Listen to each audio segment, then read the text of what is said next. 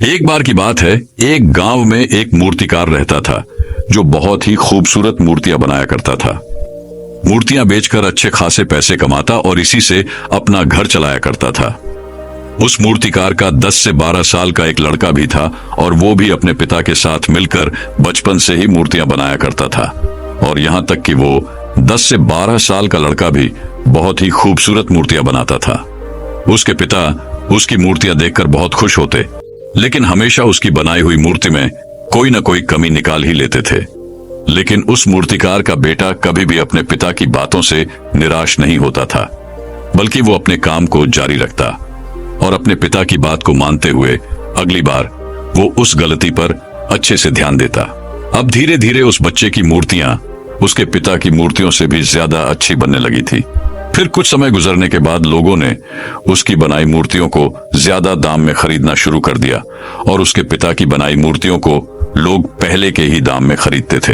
अब समय गुजरने के बाद वो लड़का बड़ा हो गया और अब वो अपने पिता से भी ज्यादा कमाने लगा, लेकिन अभी भी उसके पिता उसकी बनाई हुई मूर्तियों में कुछ न कुछ गलती निकाल ही लेते थे। लेकिन अब उसके बेटे को ये बात अच्छी नहीं लगने लगी थी। तो एक दिन जब उसके पिता उसकी बनाई हुई मूर्ति में उसे गलती बता रहे थे, तभी लड़के ने गुस्से में अपने पिता से कहा कि आप मेरी बनाई हुई मूर्तियों में कमियां निकालते हैं, जैसे कि आप मुझसे भी अच्छे मूर्तिकार हैं। आपको पता है ना कि मेरी बनाई गई मूर्तियां आपकी मूर्तियों से कई ज्यादा दाम में बिकती है। इसका मतलब ये है कि मैं आपसे बेहतर और अच्छा मूर्तिकार हूँ और मुझे लगता है कि मुझे आपकी एडवाइस की कोई जरूरत नहीं है।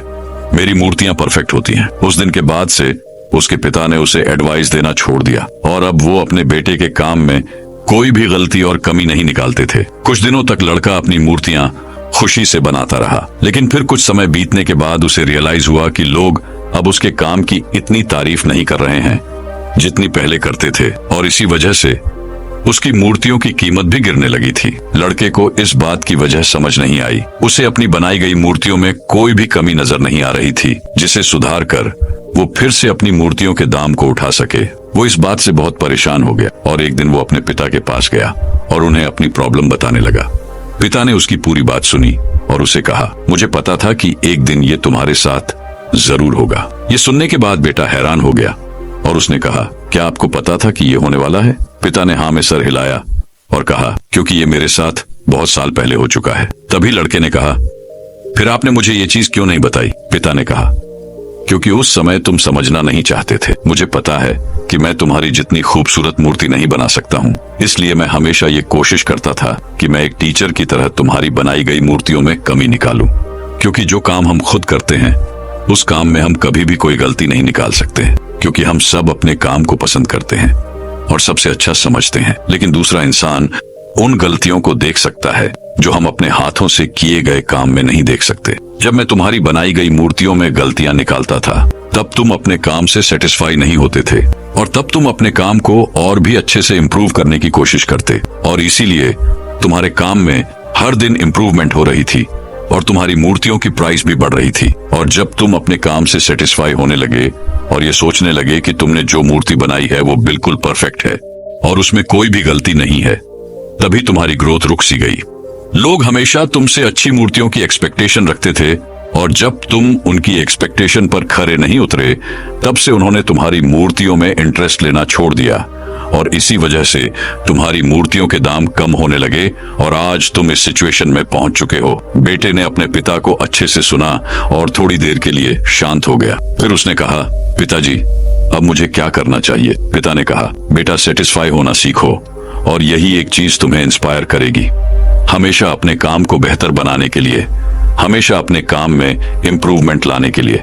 अगर हम हमारी लाइफ में देखें तो हमें पता चलेगा कि जब हमें या हमारे काम को कोई क्रिटिसाइज करता है तो हम उसे गलत समझते हैं, लेकिन अगर हम इसे अच्छे से समझें तो हमें पता चलेगा कि जब कोई हमें क्रिटिसाइज करता है तो वो हमारे लिए गलत नहीं, बल्कि वो हमारे लिए अपॉर्चुनिटी होती है। बस आपको वो चीज पॉजिटिव में लेना पड़ेगा। जब आपको या आपके काम को कोई क्रिटिसाइज करता है तो उसे एक फीडबैक की तरह समझो और उस गलती को फिक्स करो और अपनी प्रोग्रेस की तरफ बढ़ते रहो। तभी आप अपने काम में इम्प्रूवमेंट के रास्ते पर लगे रहोगे। चाहे दुनिया का कोई भी काम हो, उसका कोई अंत नहीं होता। हम जितना सीखते जाएंगे उतना इम्प्रूव करते जाएंगे और इंसान तभी सीखता है जब वो गलतियां करता है। तो अगर आप इस कहानी को और भी लोगों तक पहुंचाना चाहते हो तो वीडियो को लाइक करिए ताकि YouTube इस वीडियो को और भी लोगों तक पहुंचाए। अगर कहानी अच्छी लगी हो तो चैनल को सब्सक्राइब जरूर करिए। मिलते हैं अगली बार इसी तरह की कहानी के साथ। तो सब्र करो, शुक्र करो और जिंदगी में आगे बढ़ो।